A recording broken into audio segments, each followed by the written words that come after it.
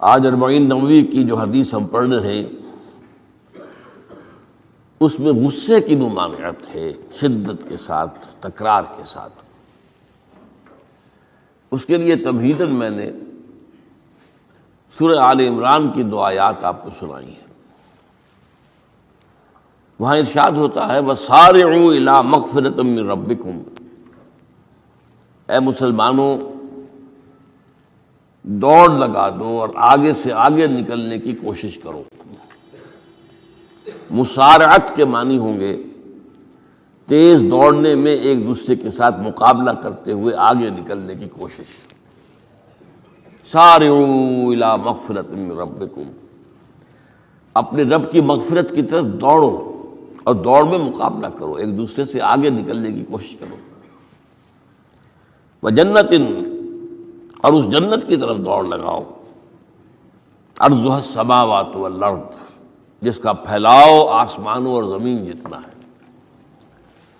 وَأُعِدَّتْ لِلْمُتَّقِينَ، وہ تیار کی گئی ہے، سجائی گئی ہے، اسے پورے اہتمام کے ساتھ تیار کیا گیا ہے اہل تقویٰ کے لیے۔ ان اہل تقویٰ کے کچھ اوصاف کیا ہیں؟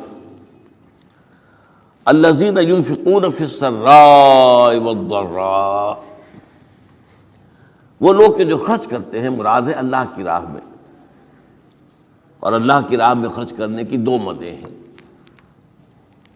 اللہ کی رضا کے لیے اس کے بندوں میں سے جو محتاج ہوں، جن کو کوئی ضرورت لاحق ہو، ان کی مدد کرنا، یتیم ہوں، بیوائیں ہوں، مسکین ہوں، کوئی قرض تلے دب گئے ہوں، وہ سب کے سب اس میں آ جائیں گے۔ لہذا دوسری مد کیا ہے؟ وہ ہے اللہ کے دین کے لیے خرچ کرنا، دین کی تعلیم و تعلم کا کوئی نظام بنانا، پھر یہ کہ دین کو دوسروں تک پہنچانا، اس کے لیے سارے ذرائع جو بھی کسی زمانے میں ابلاغ کے موجود ہوں ان سب کو استعمال کرنا، اس کے لیے خرچ درکار ہے۔ بہرحال میں اس عرض کر رہا تھا کہ یہ 2 مدیں ہیں خرچ کرنے کی۔ الذین ينفقون فی السراء والضراء، مسرت کی حالت میں آدمی کے پاس کافی ہے، غنی ہے، تب خرچ کر رہا ہے، تو ظاہر بات ہے اس حالت میں طبیعت پر اتنا بوجھ نہیں ہوتا خرچ کرنے میں، لیکن خود تنگی محسوس کر رہا ہو پھر خرچ کرے، یہ گویا کہ اس سے اگلا ایک قدم ہے، ضراء ہے، تکلیف کے اندر بھی ہو تو خرچ کرے۔ والکاظمین الغیظ، اور وہ لوگ جو اپنے غصے کو پی جانے والے ہوں۔ والعافین عن الناس، اور غصہ ظاہر بات ہے آتا ہے کسی شخص کی کسی غلطی پر، کسی خطا پر، یا وہ اس نے آپ کے ساتھ کوئی زیادتی کی ہے، تبھی تو غصہ آئے گا نا۔ لہذا غصے کو تو پی جاؤ اور لوگوں کو معاف کرو۔ والعافین عن الناس، یہ 2 کام در حقیقت ایک ہی کام کے 2 رخ ہیں، کہ غصہ آیا ہے تو اسے پی جاؤ، اور جس شخص نے بھی تم پر زیادتی کی ہے، تمہارے خیال میں زیادتی کی ہے، ہو سکتا ہے وہ اپنی جگہ پر صحیح ہو، لیکن یہ کہ بہرحال تمہیں غصہ آیا ہے، اس غصے کو پی جاؤ اور اسے معاف کر دو۔ واللہ یحب المحسنین، اور ظاہر بات ہے کہ اللہ تعالیٰ کو تو ایسے محسنین ہی پسند ہے۔ اب یہاں بھی نوٹ کر لیجئے وہی درجہ احسان جو ہم پڑھ چکے ہیں بڑی تفصیل سے، حدیث جبرائیل کے حوالے سے گفتگو شروع ہوئی تھی، بعد میں پھر بھی مختلف مواقع پر گفتگو آتی رہی ہے، اور اگلی حدیث میں پھر آ رہی ہے احسان کسے کہتے ہیں۔ تو اللہ تعالیٰ کو ایسے محسن جو اپنے اس دین کو خوبصورت بنا لے، دین ان کا جو ہے اور دینی زندگی ان کی جو ہے وہ دل کو لبھانے والی ہو، وہ لوگوں کو پسند آنے والی ہو، بلکہ یہ کہ اس کے اندر جو ہے وہ حسن جو ہے دل آویزی پیدا ہو جائے۔ تو اس آیت کے حوالے سے میں آج پھر حدیث آپ کو سنا رہا ہوں۔ اس کے راوی حضرت ابو ہریرہ ہے رضی اللہ تعالی عنہ، انہوں نے ذکر کیا ہے اور اس کی روایت کی ہے امام بخاری نے کی ہے رحمہ اللہ، ان رجلا قال للنبی صلی اللہ علیہ وسلم، ایک شخص نے حضور صلی اللہ علیہ وسلم سے عرض کیا، اوصی نہیں، حضور مجھے کچھ وصیت فرمائیے۔ اوصا یوسی ایصاء، وصیت کرنا، وصا یوصی توصیتاً، اس کے معنی بھی وہی ہے۔ وصا یوصی کے معنی ہو جائیں گے تدریجاً، مسلسل وصیت کرتے رہنا، نصیحت کرتے رہنا۔ اور ایک ہے، ایک مرتبہ آپ نے ایک بات کہہ دی ہے، اوصی نہیں، مجھے وصیت فرمائیے، مجھے نصیحت فرمائیے۔ قال لا تغضب، آپ نے ایک ہی بات فرمائی، غصہ نہ کیا کرو، مغلوب الغضب نہ ہو جایا کرو، کہ غصہ آئے اور تم پر چھا جائے، تمہارے اوپر اپنا غلبہ کر دے۔ فردد مرارا، اب اس شخص کے دل میں شاید کوئی اور بات تھی، اس نے پھر پوچھا، اوصنی حضور، بس کیجیے وصیت مجھے۔ آپ نے پھر فرمایا لا تغضب، پھر پوچھا، وہ تکرار کرتا رہا اور حضور نے بھی ہر مرتبہ وہی بات کہی۔ اب اس سے اندازہ ہو جاتا ہے کہ یہ بات کتنی اہم ہے۔ پہلی بات تو میں آپ کو یہ بتا دوں کہ غصہ آ جانا کوئی غیر فطری بات نہیں ہے، غصہ اللہ تعالیٰ نے انسان میں رکھا ہوا ہے۔ البتہ غصے کے اعتبار سے حضرت حسن، غالباً حسن بصری رحمہ اللہ، ان کا ایک قول بڑا حکیمانہ ہے، بہت حکیمانہ ہے۔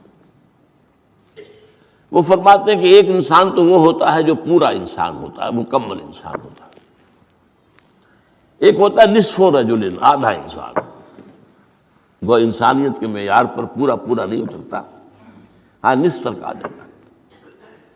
اور ایک انسان ہوتا ہے لیس برجل، وہ انسان ہوتا ہی نہیں، وہ حیوان ہوتا ہے۔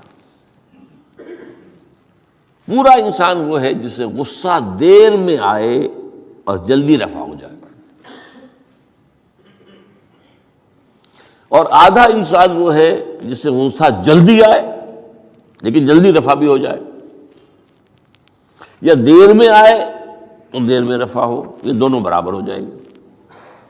جلدی غصہ آیا، جلدی ختم بھی ہو گیا، دیر میں آیا، دیر لگا دی جانے میں بھی۔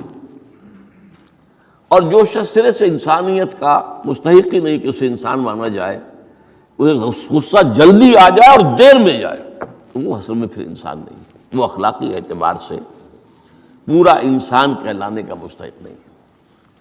تو غضب کے اعتبار سے یہ تین درجے جو ہے وہ سامنے رہنے چاہیے۔ پھر مزاجوں کی بات بھی ہوتی ہے، اللہ تعالیٰ نے مختلف مزاج بنائے ہیں۔ بعض طبائع کے اندر جمال کا عنصر زیادہ ہوتا ہے، جمالی شخصیت، خوبصورت شخصیت طبعاً۔ بعض جلالی مزاج کے لوگ ہوتے ہیں، یہ ہمارے بزرگوں میں بھی ہوتا ہے، دیندار لوگوں میں بھی ہوتا ہے، یہاں تک کہ نبیوں میں بھی ہے۔ حضرت موسیٰ علیہ السلام جلالی طبیعت کے آدمی تھے، آپ کو معلوم ہے، ان کے واقعات تو ہمارے سامنے ہیں جو قرآن میں موجود ہیں۔ ایک قبطی کا اور ایک اسرائیلی کا جھگڑا ہو رہا تھا، اس اسرائیلی نے مدد مانگی تو حضرت موسیٰ نے ایک مکہ لگایا ہے اس قبطی کو اور اس کی جان نکال دی۔ تو ان کے غضب کا، ان کی جلالی طبیعت کا یہ عالم ہے۔ اور اس کا سب سے بڑا نقشہ جو قرآن مجید میں آتا ہے کہ جب اللہ تعالیٰ نے جب ہجرت ہو گئی اور مصر سے حضرت موسیٰ علیہ السلام اپنی قوم کو لے کر، بنی اسرائیل کو لے کر نکل آئے، دریا یا سمندر بھی اللہ نے پار کرا دیا، سمندر کو یا دریا کو پھاڑ کر، اس کے بعد وہ مرحلہ آیا کہ انہیں اب شریعت دی جائے، اس لیے کہ اصل میں ہجرت کے بعد پھر شریعت آتی ہے۔ ہجرت سے پہلے کا وقت جو ہے وہ تو ایک کشاکش کے اندر گزرتا ہے، جیسے کہ 12 برس حضور کے مکے میں ہے، ایک کشاکش ہے جسے ہم عام طور پر کشمکش کہہ دیتے ہیں، ایک سٹرگل ہے، اس میں مصیبتیں ہیں، تکلیفیں ہیں، ماریں کھائی جا رہی ہیں وغیرہ وغیرہ۔ تو ابھی کسی تفصیلی شریعت کے لیے جانے کا موقع نہیں تھا۔ نماز بھی جا کر 5 وقتہ جو ہے وہ سن 1190 میں فرض ہوئی ہے، یعنی آپ سمجھئے کہ ہجرت سے 1-1.5 سال پہلے۔ اس کے علاوہ زکوٰۃ کا کوئی نظام ابھی باقاعدہ کہ یہ اتنے میں سے اتنا کوئی نہیں۔ ہاں عام طور پر لفظ زکوٰۃ استعمال ہوا ہے، اپنے مال کو پاک کرو، پاک کرتے رہا کرو، مال میں سے صدقہ خیرات نکالتے رہا کرو، اس سے وہ مال پاک ہو جاتا ہے۔ تو اسی طریقے سے جو ہجرت آئی حضور پر، جو ہجرت کے بعد شریعت نازل ہوئی مدینہ منورہ میں، اور دورہ ترجمہ قرآن میں یہ بات واضح میں کر دیا کرتا ہوں کہ اس شریعت کا بلو پرنٹ جو ہے، یہ لفظ آپ میں سے بہت سے حضرات جانتے ہوں گے، کوئی عمارت بنانی ہو تو اس کا جو نقشہ بنتا ہے پہلا وہ ایک نیلے کاغذ پر بنتا ہے، بلو پرنٹ۔ تو بلو پرنٹ جو ہے اس شریعت محمدی علی صاحب الصلاۃ والسلام کا، وہ سورہ بقرہ میں تیار ہو گیا۔ پھر اس میں جو تفاصیل کے اور پورے جو خد و خال آئے ہیں وہ پھر سورہ نساء اور سورہ مائدہ اس کی تکمیل کی صورت۔ بہرحال جب حضرت موسیٰ کو اب اللہ تعالیٰ نے طلب کیا 40 دن کے لیے کوہ طور پر، اس کو ہم چلہ بھی کہہ سکتے ہیں، 40 روز کی اللہ تعالیٰ نے ان سے ریاضت کروائی، مشقت، روزہ اور یہ کہ عبادت اور ذکر الہی۔ اس کے بعد انہیں اللہ نے تورات عطا فرما دی۔ اس میں آپ کو یاد آ جانا چاہیے حضور سے بھی قرآن مجید کے نزول سے قبل اسی طرح کا معاملہ غار حرا میں آپ کی جو خلوت گزینی ہوتی تھی، اور وہاں پر جو بھی آپ اب کیا عبادات کرتے تھے یہ ہمیں معلوم نہیں ہے، لیکن یہ ہے کہ عام طور پر جو محدثین نے کہا ہے کان صفت تعبدہ فی غار حرا التفکر بالاعتبار، غور و فکر کرتے تھے کہ یہ کائنات کیا ہے، کیا اس کا نظام ہے، یہ معاشرہ ہمارا کدھر جا رہا ہے، یہ خرابیاں کیوں بڑھ رہی ہیں، یہ کیوں انسان کا خون کرتا ہے، یہ کیا بات ہے، یہ کیا وجہ ہے کہ کچھ لوگ بھوکے مر رہے ہیں اور کچھ لوگ جو ہے ان کے پاس بہت دولت جمع ہو گئی۔ یہ غور و فکر جو ہے تو یہ آپ کا رہا ہے بہرحال، لیکن یہ کہ تخلیہ اور غار میں آپ کا قیام یہ اپنی جگہ پر ثابت ہے۔ تو اسی طریقے سے وہاں 40 دن کا معاملہ ہوا حضرت موسیٰ علیہ السلام کے ساتھ۔ اس کے بعد الواح دے دی گئیں، جو پتھر کی تختیاں تھیں ان کے اوپر جو احکام عشرہ ہیں، دی 10 کمانڈمنٹس، جو بنیاد ہیں۔ جیسے میں نے کہا کہ سورہ بقرہ جو ہے شریعت محمدی کی اساس ہے، تو شریعت موسوی کی اساس وہ 10 کمانڈمنٹس ہیں جو کہ پتھر کی سلوں پر لکھی ہوئی دی گئی ہیں حضرت موسیٰ علیہ السلام کو کوہ طور پر۔ اب پیچھے کیا ہوا؟ حضرت موسیٰ کی اس غیر حاضری میں سامری کو موقع مل گیا، اس نے گمراہ کرنے کے لیے ایک شعبدہ دکھایا، اور وہ شعبدہ کیا تھا؟ آل فرعون کے جو زیور وغیرہ ہوتے تھے ان لوگوں کے، وہ ان بنی اسرائیل کے لوگوں کے پاس امانت رکھا کرتے تھے، یعنی انہیں بھی اندازہ یہ تھا یہ اسرائیلی جو ہیں یہ بددیانت نہیں ہے، یہ جو ہے اس کے اندر جو ہے وہ نہیں کریں گے کوئی خیانت، خائن نہیں۔ بہرحال چونکہ حضرت ابراہیم کی اولاد تھے، حضرت یعقوب کی اولاد تھے، تو چاہے اور ان میں خرابیاں آ گئی ہوں گی، لیکن یہ کہ یہ اندازہ انہیں تھا کہ یہ امین لوگ ہوتے ہیں، تو ان کے پاس امانت رکھی ہوئی تھی۔ جب وہ نکلے وہاں سے وہ ساری چیزیں بھی ساتھ لے کر آ گئے۔ اس کو کہا اس نے سامری نے کہ یہ پھینک دو، یہ تو نجس ہے، تمہارے لیے جائز نہیں۔ اس حد تک تو بات ٹھیک ہوئی۔ پھر ان کو پگھلا کر اور ایک بچڑے کی شکل بنا لی، اور اس کے اندر ایسا کچھ میکینزم رکھا کہ اس میں سے ہوا گزرتی تھی، اندر سے کھوکھلا تھا، تو آواز ایسی آتی تھی جیسے کہ بچڑا ڈکرا رہا ہو۔ انہوں نے کہا یہ ہے تمہارا خدا۔ یہ موسیٰ کو تو مغالطہ لگا ہے، کس غلطی فہمی کے اندر وہ پڑ گئے ہیں، کہاں گئے ہیں، کس خدا کے پاس گئے ہیں، یہ خدا تو یہ ہے تمہارا خدا، اسے پوجو۔ بہرحال وہاں کچھ لوگ جو ہے کافی بڑی تعداد میں لوگوں نے پرستی شروع کر دی۔ اب جب اللہ نے بتایا اے موسیٰ تمہاری قوم پیچھے فتنے میں پڑ چکی ہے، اور اس کی بھی ایک عجیب بات ہے، اس بتائی دوں آپ کو کہ حضرت موسیٰ کے لیے جو اللہ نے وقت معین کیا تھا کوہ طور پر آنے کا، آپ اس وقت مقرر سے پہلے پہنچ گئے۔ شوق اللہ نے ایکسپلینیشن کال کی، یہ سورہ طٰہٰ میں موجود ہے۔ ما اعجلک عن قومک یا موسیٰ، موسیٰ یہ تم اپنی قوم کو چھوڑ کر جلدی کیوں آ گئے؟ ابھی تو وقت معین نہیں آیا، کیوں آ گئے؟ اب حضرت موسیٰ تعجب سے کہتے ہیں کہ مجھے تو شاباش ملنی چاہیے تھی کہ تو میرا شوق دیکھ، میرا اشتیاق دیکھ، اور الٹی جو ہے ایکسپلینیشن کال کرنی پڑ رہی ہے۔ قال عجلت الیک ربی لترضی، پروردگار میں تو جلدی کر کے آیا اس لیے کہ تو راضی ہو جائے کہ تیرے طلب کرنے پر میں وقت معین سے بھی پہلے پہنچ گیا ہوں۔ فرمایا نہیں، یہ اجرت جو ہے یہ ایسی خطا ہے تمہاری کہ تم نے در حقیقت جو یہ غلطی کی ہے اس کی وجہ سے سامری کو موقع مل گیا ہے کہ اس نے تمہاری قوم کو اضلھم السامری، سامری نے گمراہ کر دیا۔ یہ خبر پا کر اب حضرت موسیٰ علیہ السلام جب آئے ہیں واپس اپنی قوم، اس کے لیے جو الفاظ آئے ہیں یہ سورہ اعراف کے اندر ہے، فلما رجع موسیٰ الی قومہ غضبان آسفا۔ یہ غضبان، یہ غضب کی ایک انتہائی شکل ہے۔ اس وزن پر عربی زبان میں جو الفاظ آتے ہیں وہ کسی شے کی شدت کو ظاہر کرتے ہیں۔ انا جوعان، میں بھوک سے مرا جا رہا ہوں۔ انا عطشان، میں پیاس سے مرا جا رہا ہوں۔ اسی طرح رحمان، جس میں رحم جو ہے وہ ٹھاٹھے مارتے سمندر کے مانند ہے۔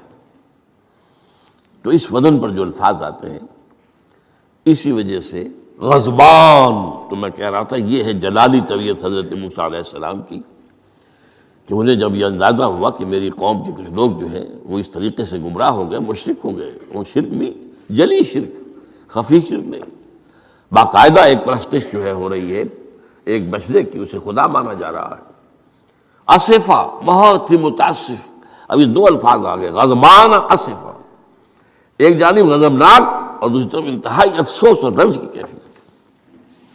چنانچہ وہاں آ کر جو الفاظ قرآن مجید میں آئے ہیں اسی جلالی طبیعت کا مظہر، وَأَلْقَى الْأَلْوَاحَ، وہ جو لے کر آئے تھے تختیاں وہ تو آپ نے ڈال دی۔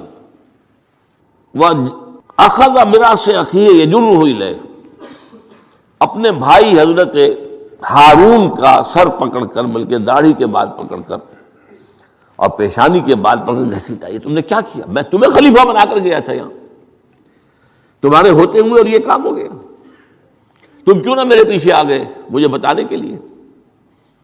بہرحال چونکہ خلیفہ بنا کر گئے تھے، انہیں رہنا تو وہاں تھا، لیکن انہوں نے کہا کہ مجھے اندیشہ یہ ہوا کہ آپ یہ کہیں گے کہ تم نے بنی اسرائیل میں تفرقہ پیدا کر دیا، اس لیے میں نے برداشت کیا، کیا کرنا، روکتا رہا میں، لیکن یہ کہ میں نے ان کے درمیان جو ہے کوئی بہت بڑا قدم نہیں اٹھایا۔ لیکن بہرحال اس کے بعد جو قدم اٹھایا گیا وہاں پر وہ فیصلہ کیا گیا کہ 12 قبیلوں میں سے ہر قبیلے کے جتنے لوگوں نے یہ شرک کیا ہے اسی قبیلے کے لوگ جو توحید پر قائم رہے ہیں وہ اپنے بھائیوں کو قتل کریں اور ذبح کریں۔ تو تورات کی روایت کے مطابق 70,000 یہودی قتل ہوا، اور یہیں سے قتل مرتد کی سزا اسلام میں یہ قتل ہے۔ یہ سب بات لوگ کہتے ہیں جو منکرین حدیث ہیں آج کل اور روشن خیال ہیں، اور جو اپنی روشن خیالی کا جو سند لینا چاہتے ہیں مغرب سے، تو مغرب کا تصور تو یہ ہے کہ یہ انسانی حقوق میں سے ہے، ایک مسلمان ہے اسے اگر عیسائیت پسند آ گئی عیسائی ہو جائے، اس کا حق ہے، وہ کوئی مجرم تو نہیں۔ یہ تمہاری شریعت میں یہ کہ قتل کر دیا جائے، یہ تو در حقیقت جو بنیادی حقوق ہے انسان کے اس کے خلاف ہے۔ اسی طریقے سے ایک مرد اور ایک عورت رضامندی سے زنا کرتے ہیں، آپ کو کیا اعتراض ہے؟ جو ان کا حق ہے، ہاں مائنر نہ ہو، چھوٹے نہ ہو، نابالغ سے زنا نہ کیا گیا ہو، جبر نہ کیا جائے، جبر کریں گے تو مجرم ہو جائیں گے، لیکن اگر رضا کے ساتھ باہمی رضامندی سے وہ کرتے ہیں زنا تو کوئی جرم نہیں ہے، ان کی مرضی ہے۔ تو یہ سارا تصور جو ہے حقوق انسانی کا جس طرح کا ایک مبالغہ آمیز تصور دنیا میں ہو گیا ہے، اس کی روح سے ہمارے ہاں بھی جو لوگ ہیں جو انہی کو ماڈل بنا رہے ہیں اب، تو وہ کہتے ہیں کہ جناب قرآن میں کہاں ہے مرتد کی سزا، اس طرح قرآن میں کہاں رجم کی سزا؟ تو یہ جان لیجئے کہ یہ دونوں سزائیں حضور نے اپنی سنت کے ذریعے سے نافذ کی ہیں، لیکن اخذ کی ہیں تورات سے۔ ظاہر بات ہے کہ حضور سے پہلے جو شریعت موسوی تھی وہ لاگو تھی. یہودیوں کے لیے شریعت موسوی تھی، آج تک بھی ہے. عیسائیوں کے لیے بھی حضرت مسیح یہی کہہ کر گئے تھے کہ یہ نہ سمجھنا کہ شریعت موسوی کو ختم کرنے آیا ہوں میں. Law of Moses, don't think I have come to destroy law. This law of Moses will be applicable to you. وہ تو سینٹ پال نے ختم کیا ہے. اور آج کی عیسائیت جو ہے یہ عجیب مذہب ہے جس میں کوئی قانون ہے ہی نہیں. لیکن یہ کہ اسلام میں بہرحال انسانی حقوق کے بھی حدود ہیں، ان حدود کے اندر انسانی حقوق ہوں گے. ہاں اگر آپ مسلمان ہیں اور آپ کو کوئی اور پسند آ گیا، آپ مسلمان ملک کو چھوڑ دیجیے، دارالاسلام کو چھوڑ دیجیے، بات چلے جائے گی. لیکن یہ ہے کہ دارالاسلام میں رہتے ہوئے آپ کو اختیار نہیں ہے. اس کی وجہ ہے کیونکہ اسلامی ریاست کی بنیاد ایک نظریے پر ہے. وہ نسل پر نہیں ہے، وہ رنگ پر نہیں ہے، وہ زبان پر نہیں ہے، نظریے پر. نظریے کو کمزور کر دینے والی شے یہ ہے کہ لوگ سازش کر کے ایک وقت میں ایمان لائیں اور پھر مرتد ہو جائیں تاکہ اسلام کی ہوا اکھڑ جائے. اور اس کا معاملہ سورہ آل عمران ہی کے اندر موجود ہے کہ وقالت طائفۃ من اہل الکتاب آمنوا بالذی انزل علی الذین آمنوا وجہ النہار واکفروا آخرہ لعلہم یرجعون. دیکھو بھائی یہ جو بڑی دھاک بیٹھ گئی ہے اسلام کی اور ایمان کی. جو شخص ایمان لے آتا ہے چاہے اسے انگاروں پر ڈال دیا جائے وہ ایمان کو نہیں چھوڑتا. تو یہ ایک ساکھ ہو گئی، ایک گڈ ول ہے ایمان کی، ایک ساکھ. جو چاہو کر لو اس کو قتل کر دیا. ابو جہل نے حضرت سمیہ اور حضرت یاسر رضی اللہ تعالیٰ عنہما دونوں کو قتل کر دیا. انہوں نے کلمہ کفر زبان سے نکالنا پسند نہیں کیا، حالانکہ اجازت ہے جان بچانے کے لیے. ایمان دل میں قائم رہے، زبان سے کلمہ کفر کہہ دیا جائے صرف جان بچانے کے لیے جائز ہے، اجازت ہے. چنانچہ حضرت سمیہ اور حضرت یاسر کے بیٹے عمار نے جان بچانے کے لیے کلمہ کفر کہا اور پھر ان پر شدید پشیمانی طاری ہوئی. لیکن حضور نے انہیں اطمینان دلایا کہ نہیں، اس کی بھی اجازت ہے. باقی جو مقام تمہارے والدین نے حاصل کیا وہ تو بہت مقام ہے، لیکن وہ عظیمت اپنی جگہ، یہ رخصت بھی اپنی جگہ، دین کا ایک حصہ ہے. بہرحال سازش کیا کی؟ آمنوا بالذی انزل علی الذین آمنوا وجہ النہار. ایسے کرو کہ صبح کے وقت تو ایمان لے آؤ، اے لوگو، اے مسلمانوں، جو کتاب تم پر نازل ہوئی ہم بھی ایمان لاتے ہیں، ہم بھی مومن ہو گئے. دن بھر رہو. اب اس میں یہ اضافے میرے ہیں، ذرا حضور کے قریب رہو، صحبت قریب سے، تاکہ لوگ دیکھ لیں یہ دن بھر حضور کی صحبت میں رہے ہیں، قریب رہے ہیں. شام کو کافر ہو جاؤ، مرتد ہو جاؤ، یہ دیکھ لیا ہم نے، یہ تو دور کے ڈھول سہانے ہیں، ہم نے اندر جا کر دیکھ لیا، کوئی بات ہے ہی نہیں، کوئی خاص بات نہیں. اس سے کیا ہوگا؟ لعلہم یرجعون. کچھ نہ کچھ لوگ ضرور جو ہیں وہ متزلزل ہو جائیں گے. آخر سب لوگ تو برابر کے نہیں ہوتے، نہ ہر زن نست و نہ ہر مرد مرد. کمزور ایمان والے لوگ بھی تو تھے نا آخر، اور ان سے بھی نیچے منافقین بھی موجود تھے. لیکن کمزور ایمان والوں کے دل کے اندر بھی خدشہ پیدا ہوا ہوگا، وسوسہ اندازی کا شیطان کو موقع مل گیا کہ بھائی کوئی بات دیکھی ہوگی نا، انہوں نے بڑے بھلے لوگ تھے، بڑے اچھے لوگ تھے، بڑی نیک نیتی سے ایمان لائے تھے، اور حضور کی صحبت میں اور محفل کے اندر بڑے مؤدب ہو کر بیٹھے رہے تھے، بڑی توجہ سے انہوں نے حضور کا کلام سنا تھا. تو آخر کوئی بات تو ہوگی نا جو دیکھی ہے انہوں نے، تبھی تو وہ جو ہے وہ اسلام کو چھوڑ کر چلے گئے. اس فتنے کا سد باب کرنے کے لیے قانون بنا ہے، جو اسلام لائے دیکھ بھال کر لائے. اس لیے کہ ظاہر بات ہے کہ یہ تو اب ایک وادی، اس کے اندر قدم رکھنا ہے جس میں مشکلات بھی آئیں گی، تکالیف بھی آئیں گی. لیکن یہ کہ بہرحال اس سے رجوع کرنے کا پھر حق نہیں ہوگا. اسلام اگر چھوڑو گے تو قتل کیے جاؤ گے. یہ کنڈم کرنا اس کو شریعت اسلامی کے خلاف بغاوت ہے. قرآن میں نہیں ہے، لیکن از روئے قرآن تورات پر بھی لفظ قرآن کا اطلاق ہوتا ہے. چنانچہ مکے کے کفار اور مشرکین کا قول نقل ہوا ہے قالوا لن نؤمن بهذا القرآن والذی بین یدیہ، انہوں نے کہا نہ تو ہم اس قرآن پر ایمان لائیں گے جو محمد پیش کر رہے ہیں، اور نہ اس قرآن پر جو ان سے پہلے ہے۔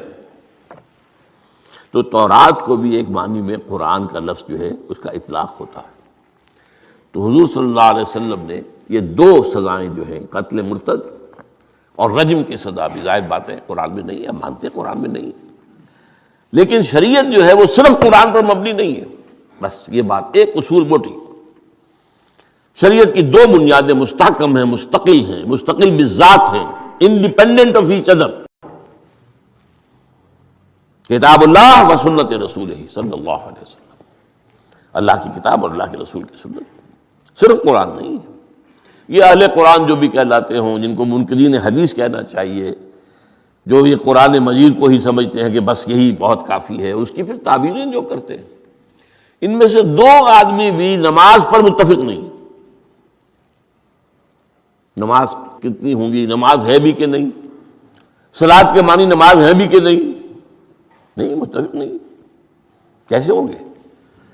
جو سنت رسول سے معین ہوا ہے، صلو کما رأیتمونی اصلی، نماز پڑھو جیسے مجھے دیکھتے ہو میں نماز پڑھتا ہوں، سارا معاملہ تو اس سے ہے۔ تو بہرحال اس اعتبار سے یہ جو میں نے آپ کو حضرت موسیٰ علیہ السلام کا معاملہ بتایا، تو اس میں میں ایک بات قائم کرنا چاہتا ہوں آپ کے ذہن میں، کہ غضب کب آتا ہے انسان کو، غصہ کب آتا ہے؟ کسی نہ کسی حمیت پر زد پڑتی ہے تو غصہ آتا ہے،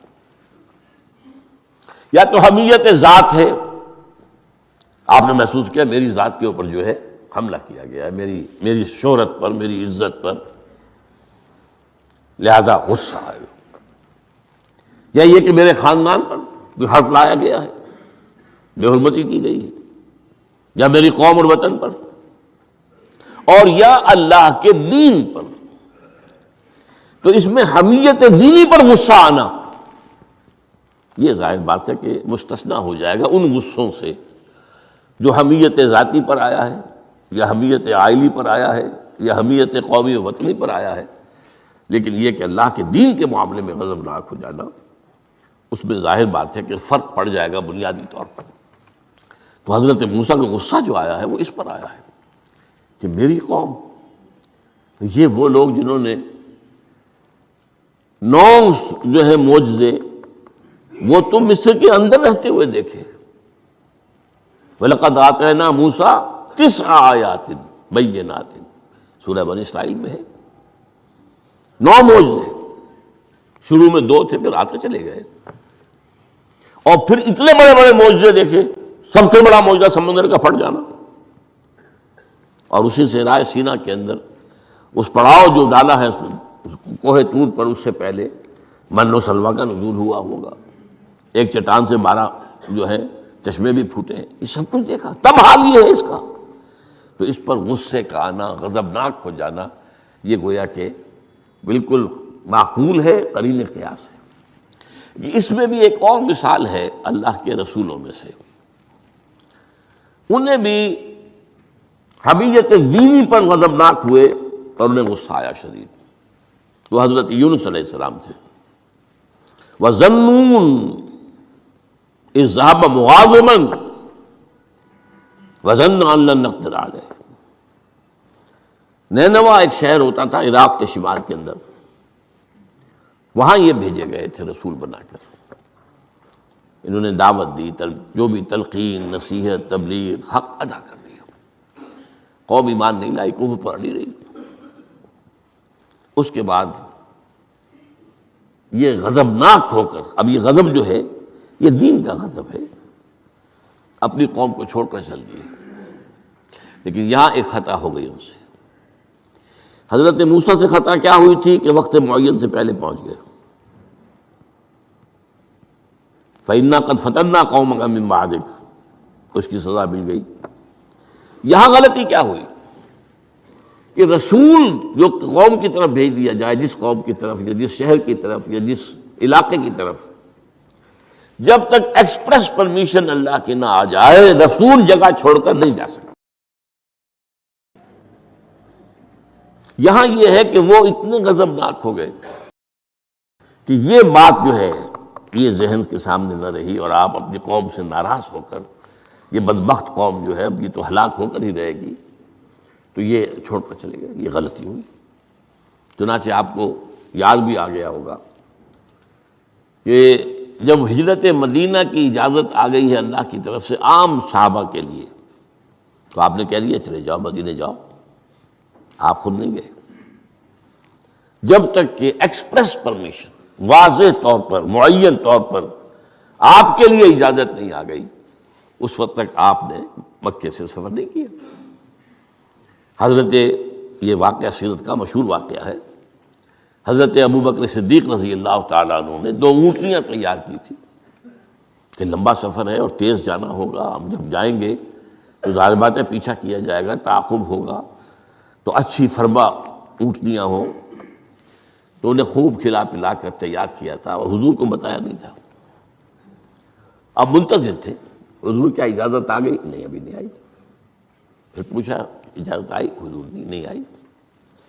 اب حضرت عائشہ فرماتی ہیں اور نکاح میں آ چکی تھی حضور کے، لیکن تھی ظاہر بات ہے کہ 6 سال کی عمر میں نکاح ہو گیا تھا، 9 سال کی عمر میں وداعی ہوئی ہے بعد میں مدینے میں جا کے۔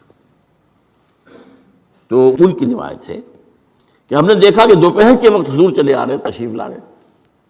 اب یہ بات بڑی غیر معمولی تھی، عرب میں یہ جو وقت ہے قیلولے کا، ظہر اور عصر کے درمیان، اس میں بازار بھی بند ہو جاتے ہیں، آفیسز بند ہو جاتے ہیں، اور یہ کہ کسی کے گھر آنا جانا اللہ یہ کہ آپ کو کھانے پر بلایا ہو دوپہر کے بعد دوسری ہے، ایک آنا جانا نہیں ہوتا، وزٹ نہیں ہوتی۔ تو بڑے حیران ہوئے ہم، تو حضور نے اپنا ذرا چہرہ وغیرہ چھپایا ہوا بھی ہے اپنے رومال میں، تشریف لائے اور آ کر کہا کہ میں اندر آنا چاہتا ہوں۔ حضرت ابو تشریف لائیے، یہ تو آپ کی اب ظاہر بات ہے حضرت عائشہ سے نکاح تو ہو چکا تھا، وہ تو اب محرم تھی، یہاں کوئی نامحرم نہیں ہے، آپ آئیے۔ آ کر آپ نے کہا کہ ابو بکر اجازت آ گئی ہے۔ اب حضرت ابو بکر کی خوشی کا ٹھکانہ نہیں تھا، دل میں سوچتے تھے کہ اب مجھے شاباش ملے گی۔ عرض کیا حضور میں نے 2 اونٹنیاں تیار کر رکھی ہیں، خوب کھلا پلا کر فرما کیا ہے، تیار کیا ہے۔ حضور نے تھوڑا سا توقف فرمایا، اچھا میں 1 اونٹنی میں استعمال کروں گا لیکن میں اس کی قیمت ادا کروں گا۔ حضرت ابوبکر رو پڑے کہ حضور کیا مجھ سے بھی مغایرت ہے؟ میں نے اپنے جان و مال میں سے کون سی چیز آپ سے بچا کر رکھی؟ سارا مال آپ پر خرچ کر چکا ہوں۔ آپ نے اشارہ کیا حضرت عائشہ کے بارے میں، تو ایک مرتبہ پوچھا ہے کہ وہ تو آپ کی بھتیجی ہے، کیسے آپ کے کا نکاح ہوگا؟ کہ وہ دینی معاملہ ہوتا ہے، تم میرے دینی بھائی ہو، یہ کچھ بھی بھائی تو نہیں ہو۔ بس اتنا کہنے کی دیر تھی، بیٹی پیش کر دی۔ تو میں نے اپنی کون سی چیز کو آپ سے بچا کر رکھا؟ یہ ان کے الفاظ نہیں ہے، یہ میں ان کے جذبات کی تعبیر اپنے الفاظ میں کر رہا ہوں، لیکن یہ واقعہ میں آتا ہے کہ رو پڑے۔ تو بہرحال یہ جب تک ایکسپریس پرمیشن نہیں آتی اس وقت تک رسول نہیں جا سکتا۔ حضرت یونس چھوڑ کر چل دیے، وَظَنُّونِ الذَّهَبَ مُغَاضِبًا، مغاضب وہی غضبناک، تو اس کو اللہ تعالیٰ نے پکڑا، اس لیے کہ یہ غلطی ایسی تھی کہ جس کے اوپر پکڑ ہونی۔ یہ تو کار رسالت کے اندر جو اس کی شرائط ہیں ان میں سے ایک شرط کے اندر کمی ہوئی ہے، لہذا پھر وہ آپ کو معلوم ہے کہ وہ مچھلی کے پیٹ میں گئے اور وہاں انہوں نے جو ہے لا الہ الا انت سبحانک انی کنت من الظالمین، تو آپ نے جو بھی وہ استغفار کیا ہے اللہ سے، پھر اللہ نے معاف کیا۔ پھر اس مچھلی نے، ویل مچھلی کوئی ہوگی جو شط العرب میں معلوم ہوتا ہے، شط العرب میں اس نے نگلا ہے، اور شط العرب یہ دونوں دریا جو ہیں فرات اور دجلہ جب عراق کے جنوب میں آ کر ایک ہو جاتے ہیں تو وہ تو گویا کہ ایک بڑا سا چھوٹا سا سمندر بن جاتا ہے، اتنا بڑا وہ شط العرب کہلاتا ہے۔ اس سے ہو کر پھر گلف میں آئے، اور گلف سے ہو کر کہیں مکران کے ساحل پر آ کر اگلا ہے اللہ کے حکم سے اس مچھلی نے حضرت علیہ السلام کو۔ اس پر ایک تحقیقی مضمون میثاق میں ایک زمانے میں شائع ہوا تھا، میں اب اس وقت اس کی تفسیر میں نہیں جا سکتا، کہ اس علاقے میں حضرت یونس علیہ السلام کو اور پھر وہ اس کے ساحل پر پڑے رہے، تو معلوم ہوا کہ یہاں پر غضبناک ہو جانا اگرچہ تھا حمیت دینی کی وجہ سے، لیکن وہاں بھی جو بنیاد ہے دین کی اور جو اس کے جو شرائط ہیں ان میں سے کسی کو کراس کرنے کی اجازت نہیں ہے۔ اس میں سے اگر کسی رسول سے بھی ہوا ہے تو پھر یہ کہ اللہ تعالیٰ کی طرف سے گرفت ہوئی ہے۔ اور یہاں یہ نوٹ کرا دوں میں آپ کو، ہم جو مبالغے آمیزی کیا کرتے ہیں نعتوں کے اندر، اور آج کل انتہا ہوئی ہے ٹی وی کے اوپر، بعض چینلز کے اوپر نعتوں ہی نعتیں، نعتیں ہی نعتیں، نعتیں ہی نعتیں، پھر ان کے اندر جو مبالغے ہوتے ہیں۔ حضور نے فرمایا ہے مجھے یونس ابن متہ پر بھی فضیلت مت دو۔ اب یونس ابن متہ وہ ہیں واحد رسول جن سے کچھ خطا ہوئی ہے اور جس پر سزا ہوئی ہے، باقی اور رسولوں میں سے کسی کے ساتھ ایسی بات ثابت نہیں۔ خطا ہوئی ہے حضرت موسیٰ سے بھی، ما عجلک عن قومک یا موسیٰ، لیکن خطا جو ہے اس کی کوئی سزا حضرت موسیٰ کو نہیں ملی۔ واحد رسول ہیں حضرت یونس علیہ السلام، الا قوم یونس۔ اور اس کا جو فائدہ پہنچا ہے، یہ جو آج کی جدید اکاؤنٹنگ ہے، debit and credit, Hare debit کے اگینسٹ کوئی انٹری برابر کی جو ہے کریڈٹ کی ہوگی، ہر کریڈٹ کے اگینسٹ ڈیبٹ کی ہوگی۔ یہ جو ڈیبٹ ہوا حضرت یونس کے خلاف، یہ کریڈٹ بن گیا قوم کے خلاف، قوم کے حق میں، کہ عذاب کے آثار شروع ہو گئے، جس کے بعد کہ کسی قوم کے لیے دروازہ بند ہو جاتا ہے توبہ کا، جیسا کسی فرد کے لیے جب موت کے آثار شروع ہو جائیں اب توبہ کا دروازہ بند ہے۔ تو جب وہ عذاب کے آثار شروع ہو گئے، وہ قوم کو یاد آ گیا کہ یہ بات وہی ہو گئی جو یونس کہا کرتا تھا علیہ السلام۔ گھروں سے نکلے آئے، پوری قوم باہر آ گئی اور چیخ چیخ کر، رو رو کر، گر گرا کر اللہ سے معافیاں مانگی، دعائیں کی، تو اللہ نے ان پر سے عذاب ٹال دیا۔ تو سورہ یونس میں اس کو بیان کیا گیا ہے کہ عذاب الہی کے جب شروع ہو جائے آثار، پھر وہ ٹل نہیں سکتا الا قوم یونس۔ یہ صرف ایک ہی مرتبہ ہوا ہے، استثناء ہے واحد، حضرت یونس علیہ السلام کی قوم۔ اب آخری نقطہ میں آپ کو بتا رہا ہوں، اس حدیث میں ایک بات بڑی اہم ہے۔ یہ جو آپ نے فرمایا لا تغضب لا تغضب لا تغضب لا تغضب، ایک محسوس ایسا ہوتا ہے کہ یہ در حقیقت ہے شخصی تشخیص اور علاج۔ جو روحانی معالج ہوتے ہیں، ظاہر بات ہے کہ رسول یزکیہم، روحانی معالج سے تزکیہ کرتے ہیں۔ اسی طرح ہمارے ہاں صوفیہ جو ہیں، جنہوں نے اپنا تزکیہ کرایا ہوتا ہے کسی بزرگ سے، وہ پھر دوسروں کا تزکیہ کرتے ہیں۔ یہ ایک سلسلہ ہے جو چل رہا ہے۔